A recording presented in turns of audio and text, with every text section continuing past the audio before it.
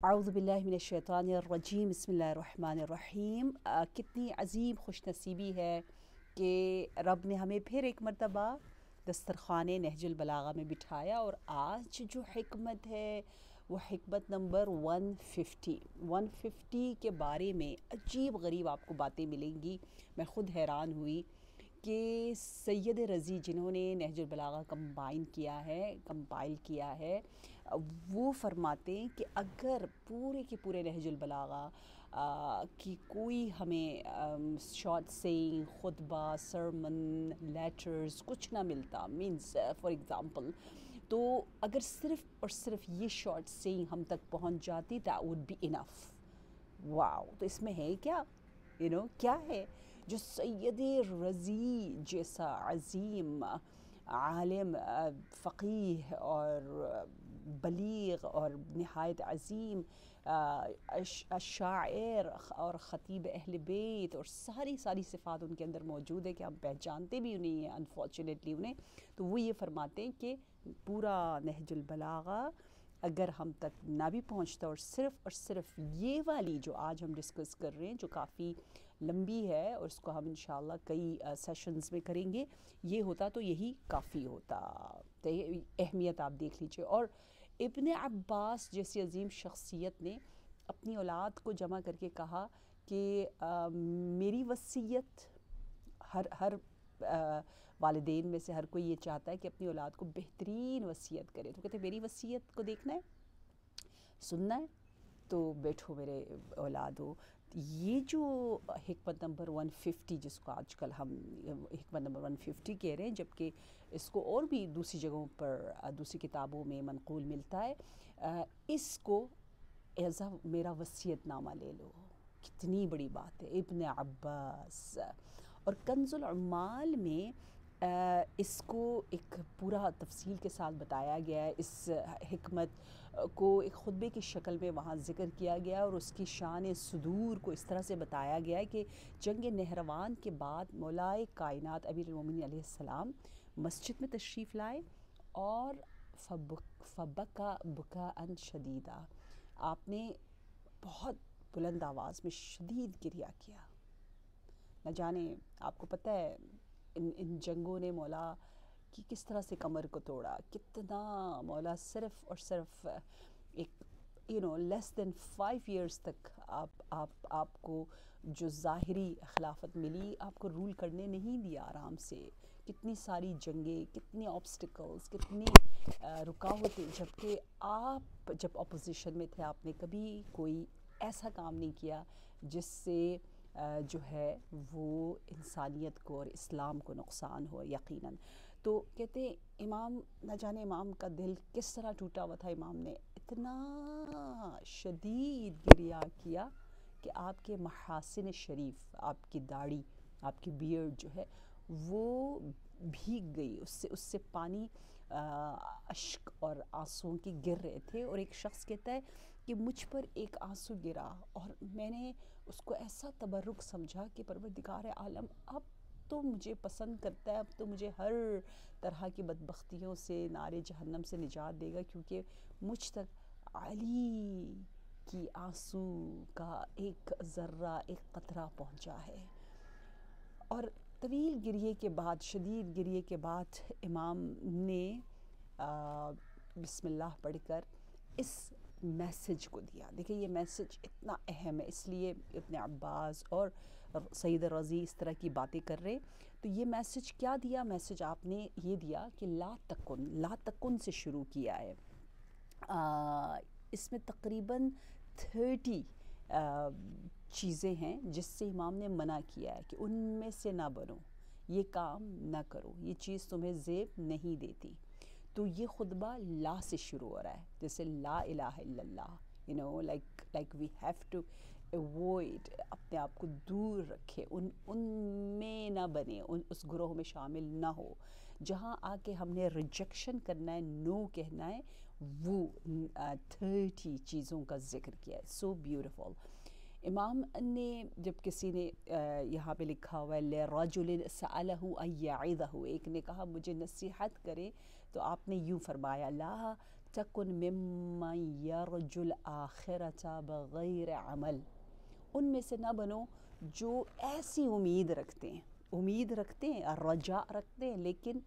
آخرت میں کہ انہیں نجات مل جائے گی، لیکن بغیر عمل کے، کوئی عمل نہیں ہے اور امید ہی امید ہے، نعرے ہی نعرے جی۔ پتہ ہے امام جعفر صادق علیہ السلام نے کیا فرمایا؟ آپ نے فرمایا بادروا اولادکم بالحدیث قبل ان یسبقکم الیہم المرجعہ، کہتے ہیں اپنی اولاد کی تربیت میں جلدی کرو، انہیں حدیث سکھاؤ، ہماری باتیں سکھاؤ جو اصل میں قرآن ہے، قرآن ناطق کا کلام ہے، تفسیر کلام الہی ہے، اس سے پہلے کہ مرجعہ آ کر ان پر اثر انداز ہو جائیں۔ مرجعہ کیا ہے؟ مرجعہ ایک جو معنی بتایا جاتا ہے، ایک ایسا گروہ تھا جو کہتا تھا کہ بس دل پاک ہونا چاہیے، دیٹس اٹ، دل پاک ہو، نیت اچھی ہو، عمل تو خدا غفار ہے، خدا رحیم ہے، وہ بڑا بخشش کرنے والا، بخشندہ ہے۔ تو یہ اتنا خطرناک ہے، اتنا خطرناک ہے، اتنا خطرناک ہے، آپ کو یقین نہیں آئے گا کہ باقاعدہ ہماری روایات میں یوں آئے گا ملعون ملعون ملعون ہے وہ شخص جو کہتا ہے من قال الایمان بلا عمل، کہ ایمان عمل کے بغیر ہے، ملعون ہے وہ شخص۔ مرجعہ کہتے ہیں ہارون رشید بھی مرجعہ میں سے تھے جو کہتے تھے دل پاک ہو، عمل اہم نہیں ہے، دل کا پاک ہونا چاہیے، آپ کی سوچ اچھی، آپ کا دل پاک ہے تو بس سب کچھ ٹھیک ہے، بے شک آپ واجبات کو انجام نہ دو، کچھ بھی نہ کرو، استغفر اللہ استغفر اللہ۔ امام ائمہ علیہم السلام سب کے سب فرماتے، سب کا یہ پیغام ہے ان ولایتنا لا تدرک الا بالعمل، ہماری ولایت تم تک پہنچے گی نہیں، تم درک نہیں کر سکتے ہو، ولایت صرف اور صرف عمل، ایمان کے لیے عمل عمل عمل عمل۔ اس لیے ایک اور جگہ مولا امیر المومنین نے بڑی تاکید سے فرمایا ہے، وہ حدیث میں ہے کہ آپ فرماتے العمل العمل، عمل عمل آپ نے 2 دفعہ کہا ہے، اور پھر کہا ہے الاستقامہ الاستقامہ، اس عمل پر پائیدار رہو، پھر کہا ہے کہ النہایہ النہایہ، اس عمل کو نہایت تک پہنچا، العمل العمل، تاکید کے ساتھ، جس طرح امام فرماتے ہیں نا کہ الصلاۃ الصلاۃ، نماز خدا کے لیے، نظم امرکم خدا کے لیے، ڈسپلن اور ٹائم مینجمنٹ، تو یہاں پر عمل کے بارے میں بھی بہت زیادہ تاکید آئی ہے۔ تو آج آئی تھنک اسی پر ہم ذرا توجہ دیں تو بہت اہم ہے، کیونکہ ہمارے معاشرے میں افسوس کے ساتھ شاید اللہ کرے ایسے لوگ نہ ہوں، شاید ہیں جو کہ یہ باتیں کرتے ہیں کہ دیکھو ماشاء اللہ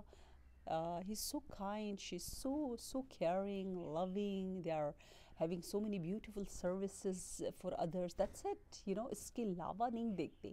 کہ وہ اس کا عقیدہ کیسا ہے، ٹھیک ہے وہ اپنی جگہ نو ڈاؤٹ ایک سخی ہے، سخاوت بغیر جو ہے وہ اچھے عقیدے کے بھی اس کی ایک ویلیو ہے، لیکن that is not enough، ہم یہ کہتے ہیں بس that's enough، یہی چاہیے، اس کے علاوہ کیا چاہیے، religion we shouldn't discuss about it، اعمال ہر ایک کے اپنے اپنے ہوتے ہیں، اور پالیٹکس اور ریلیجن کو ڈسکس کرنے کی ضرورت نہیں ہے، استغفر اللہ، یہ کیا بات ہوئی، ہم آئیں کس لیے، تو ہم اپنے عقیدے کو جس ٹریک پہ ہم چل رہے ہیں اس کو ہم ڈسکس نہ کریں، جو پرپز ہے اس کو ہم ڈسکس نہ کریں، یا آپ کالج میں یونیورسٹی میں ہو اور آپ کہیں no we shouldn't discuss about like how we have to pass the test or the exams، یہ تو کوئی بات نہ ہوئی نا، تو لہٰذا بہت زیادہ ضروری ہے کہ ہم عمل کی طرف توجہ دیں، یہ نہ کہیں کہ اللہ کی جنت اتنی عظیم ہے، اتنی بڑی ہے، اتنی وسیع ہے، ہمیں نہیں ڈالے گا تو کس کو ڈالے گا، ہم ہی تو جائیں گے، ایسا نہیں کہا۔ ایک بات مجھے بہت پیاری لگی کہ یوں بتایا گیا ہے کہ سورہ نجم کی آیت نمبر 39 میں ایک بہت پیارا پیغام ہے کہ 3 پیغمبروں نے اپنی 3 کتابوں میں یہ 3 پوائنٹس کہے ہیں، ٹھیک ہے، وہ کیا ہے، ام لم ینبئ فی صحف موسیٰ اللہ پوچھتا ہے کہ اے میرے پیغمبر کیا میں تمہیں خبر نہ دوں کہ صحف موسیٰ اور ابراہیم میں اللہ نے کیا پیغام دیا ہے؟ تو صحیفہ موسیٰ اور صحیفہ ابراہیم یعنی تورات اور صحیفہ ابراہیم تو ہو گیا، اور قرآن میں بھی ذکر ہے سورہ نجم میں، ٹھیک ہے؟ تو تین ہو گئے، پیغمبر بھی تین ہو گئے، حضرت ابراہیم، حضرت موسیٰ، رسول اللہ، تو تین پیغمبروں نے تین صحیفوں میں تین نکات بتائے۔ وہ کیا ہے نکات جو بتایا جا رہا ہے، جس کے لیے اللہ نے کہا ہے کہ ہاں میں تمہیں خبر دوں؟ یعنی یہ اتنا اہم پیغام ہے کہ اللہ سوال کا مقدمہ باندھ رہا ہے۔ نمبر 1، اللہ تزر وازرۃ وزر اخری، کہ کوئی کسی کا بوجھ نہیں اٹھائے گا، ہر کوئی اپنا بوجھ خود اٹھائے گا، یعنی حتیٰ میں اپنے ماں باپ کا بوجھ بھی نہیں اٹھاؤں گی، وہاں پر ان سے الگ سوال کیا جائے گا، ان کے اعمال کے بارے میں مجھ سے الگ سوال۔ کوئی یہ نہیں کہے گا اچھا راضیہ نے غلطی کی ہے میں جواب دے دیتی ہوں، نہیں، لا تزر وازرہ، وزیر بوجھ کو کہتے ہیں نا، جو بوجھ اٹھاتا ہے، تو ہر ایک نے خود جواب دینا۔ نمبر 2، لیس للانسان الا ما سعی، انسان کو وہی ملتا ہے جس کے بارے میں وہ سعی و کوشش اور محنت کرتا ہے۔ تقدیر میں یہی لکھا ہوا ہے کہ جو جتنی محنت کرے گا اس کو اتنا ملے گا، یہ نہیں ملے گا، ٹھیک ہے نا، کسی نہ کسی انداز سے وہ ملتا ہی ہے۔ اور تیسری بات، ان سعیہ سوف یرا، جو اس نے سعی کی ہے اس کو وہ جلدی دیکھے گا۔ خدا نہ خواستہ گناہ کیا ہے تو اس کا امپیکٹ اس کو نظر آئے گا، جیسے احادیث میں بتایا گیا ہے کہ جو خدا نہ خواستہ بیک بائٹنگ، غیبت کرتا ہے، اس کی زبان بہت لمبی ہو جائے گی، لوگ اس کے اوپر سے چلیں گے۔ جو تہمت لگاتا ہے وہ اس کا چہرہ جو ہے وہ پورا وجود خون اور کیا کہتے ہیں بہت ہی غلاظتوں سے بھرا ہوا گا۔ جو تکبر کرتا ہے وہ اتنا چھوٹا سا ہو جائے گا، کیونکہ اپنے آپ کو جو بڑا سمجھتا ہے وہ اتنا حقیر سا ہو جائے گا کہ وہ نظر ہی نہیں آئے گا۔ لہٰذا یہ نمبر 1 جو بہت زیادہ اہم ہے کہ لا تکن ممن یرجو الآخرۃ بغیر عمل، ان میں سے نہ بنو جو آخرت کے بارے میں، اپنی ڈیسٹینیشن، اپنے رزلٹ کے بارے میں بہت امیدوار ہے کہ میں تو بہترین جگہ پر ہوں گا، لیکن وہ عمل کی طرف اس کی کوئی توجہ نہیں ہے، بغیر عمل کے کچھ بھی نہیں بننے والا۔ اچھا، نمبر 2 یہاں پہ جو بات آئی ہے وہ بہت خوبصورت ہے، وہ بھی یہ ہے کہ وَيُرَجِّ التَّوْبَةَ بِطُولِ الْعَمَلِ، اور یہ بھی امید رکھتا ہے کہ خدا جو ہے وہ میرے توبہ کو قبول کرے گا اور میں آرام سے جو ہے وہ تائبین میں سے ہو جاؤں گا، اور اپنے توبہ کو جو ہے وہ چھوڑ دیتا ہے طولانی عمل کی وجہ سے۔ عمل یعنی آرزو، یعنی ہر کام کو ڈیلے کرتا ہے، ٹھیک ہے، لمبی لمبی آرزوئیں، کہتے ہیں بس شادی ہو جائے بچوں کی پھر میں حج کر لوں گا، جبکہ اس سے پہلے بھی حج کر سکتا ہے، عمرہ کر سکتا ہے فار ایگزامپل، ہاں یہ سب کچھ ہو جائے پھر میں اپنا خمس و زکوٰۃ کا حل کرتا ہوں، جبکہ اس کو ابھی کرنا ہے لیکن وہ تھوڑا سا ڈیلے کر رہا ہے۔ تو یہ ڈیلے کرنا، کیونکہ اس کی لسٹ بہت بڑی ہے، اس کے بہت سارے دوسرے ڈیزائرز ہیں جس کی وجہ سے وہ توبہ کی طرف نہیں آتا، تو یہ بہت زیادہ خطرناک ہے، یہ انسان کو بدبختی کی طرف لے کر جاتا ہے۔ اور تیسرا جو کہ بہت ہی خوبصورت ہے وہ یہ ہے کہ یقول فی الدنیا بقول الزاہدین ویعمل فیہا بعمل الراغبین، باتیں وہ زاہدوں والی کرتا ہے، یعنی who cares، کیا ہے دنیا میں کیا رکھا ہوا ہے، دنیا تو 2 دن کی ہے، گزر جائے گی، لیکن جب پریکٹس میں دیکھو تو لگتا ہے بہت زیادہ اٹیچ ہے، کچھ چھوٹی چھوٹی چیزوں کی خاطر وہ لڑنے جھگڑنے لگ جاتا ہے، سو اس کے لیے دنیا بہت اہم ہے، جس کی خاطر اللہ کو بھی کبھی ناراض کر دیتا ہے، لیکن باتیں ایسے کرتا ہے جیسے زاہد ہو، عمل ایسے کرتا ہے جیسے دنیا کی طرف راغب ہو، رغبت رکھتا ہو۔ تو یہ بھی بہت ہی زیادہ خطرناک ہے کہ ہمارے قول اور فعل میں اتنا زیادہ تضاد آ جائے۔ کہتے ہیں بہترین زاہد، ازہد الزاہدین، زاہدوں میں سب سے بڑا زاہد وہ ہے جس کا زہد مخفی ہوتا ہے، یعنی دکھاتا ایسا ہے جیسے میں ایک نارمل سا بندہ ہوں، لیکن پریکٹس میں وہ بہت زیادہ ڈیٹیچ ہے. کہتے ہیں نو میں بالکل آئی لو ایوری تھنگ ماشاء اللہ آئی ایٹ ایوری تھنگ ویری. لیکن بعض لوگ ہوتے ہیں نا نو آئی ڈو دس احتیاط اینڈ دیٹ احتیاط, اور دس از لائک شو آف زیادہ کرتے ہیں, دس از سو مکروہ, why should I do that. But when it comes to practice inside their heart they are unfortunately very much attached to this worldly desire. So یہ تیسری صفت ہے جس سے انشاءاللہ پروردگار عالم ہم سب کو بچائے. اور آخری جو میں آج بتانا چاہوں گی وہ یہ ہے ان اعطی منہا لم یشبع و ان منع منہا لم یقنع.